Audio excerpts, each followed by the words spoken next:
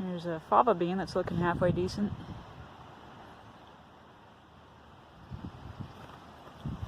There's some more fava beans here.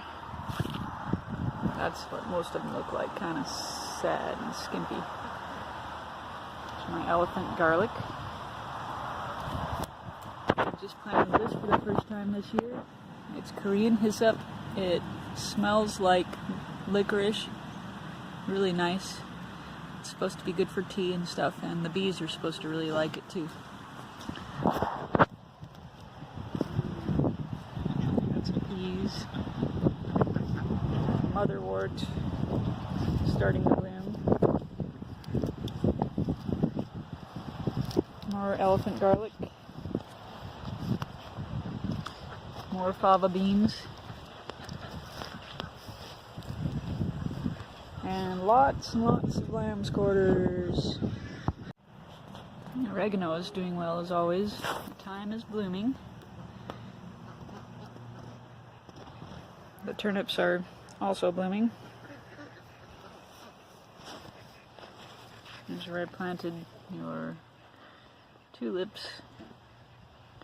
And some of them are coming up.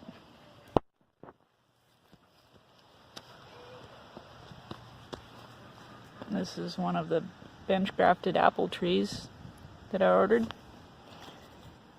Royal limber twig. Supposed to be a good variety for the south. The clover is doing well. There's a little lettuce. Some cilantro. Another apple. There's 4 of them in here. There's my red chrysanthemum, and there's my other red chrysanthemum over there. Sorry, the light is horrible.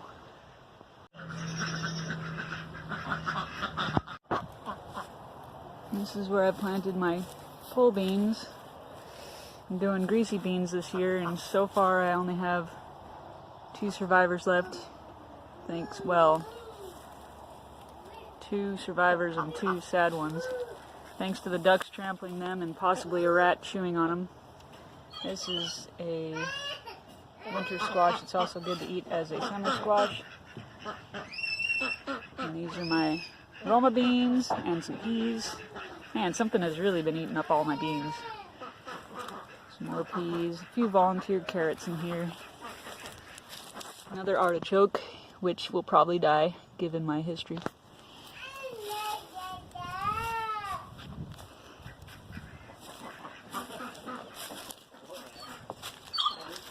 Asparagus growing.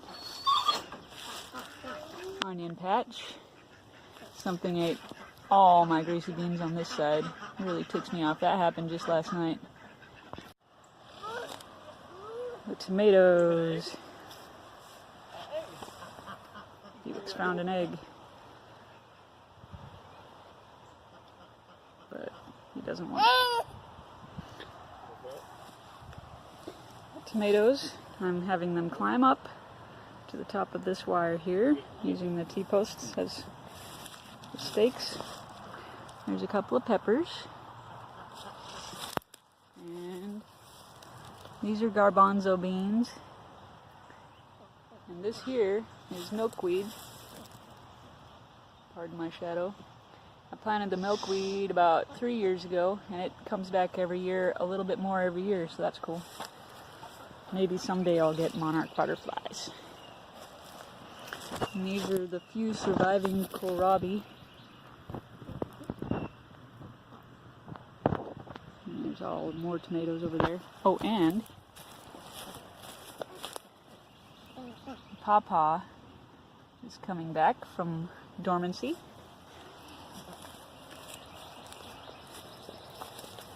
My other pawpaw. Here's that one part that you and I mulched. I've got some squash that I planted along here. I'm going to put in more. I'm just letting them get bigger before I put them in the ground. And the corn is doing really well, I think. It's doing better than the other variety of corn that I'm growing down in the other garden. And this apple tree is extremely sad because it had, well, it got girdled by something over the winter. Some sort of beetle ate all the bark off.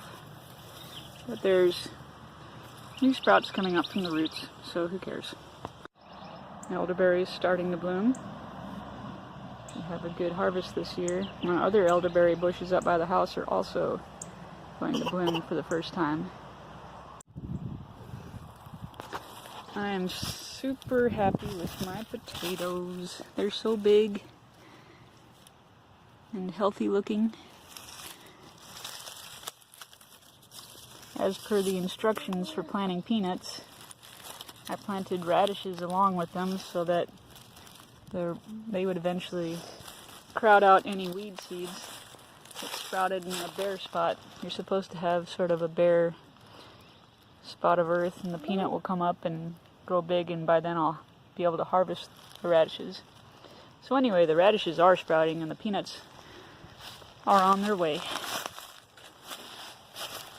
There's more elephant garlic. Beautiful potatoes. More peanut areas. Slightly sad, Hopi red dent corn. My trellises. The garlic should have some harvestable, some good sized cloves in there. I'm going to just pull it all out once it starts to turn yellow. It'll come back anyway. And all along here, going down the fence, I'm going to plant okra and hibiscus because they can handle the dry. They do really well in this spot. This is a plum tree that I grafted. Green gauge plum, a classic variety from Turkey. It's supposed to be really tasty, but it appears to be doing well. The leaves are growing and it's not wilted. Here's one of the apples that I grafted. I'm not quite sure if it's going to take or not. It does have some growth at the top, which will not focus. We'll see.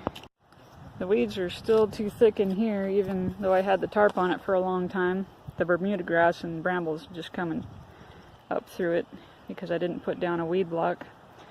So I put this pool in here and filled it with dirt, and that's where I'm going to plant my rice. And we'll see how rice does in a pool full of composted dirt poo, goat dirt. And this is the goose pen. Felix and I took the roof off of the goose shed thing and then spread a couple of the hay bales around really nice and thick.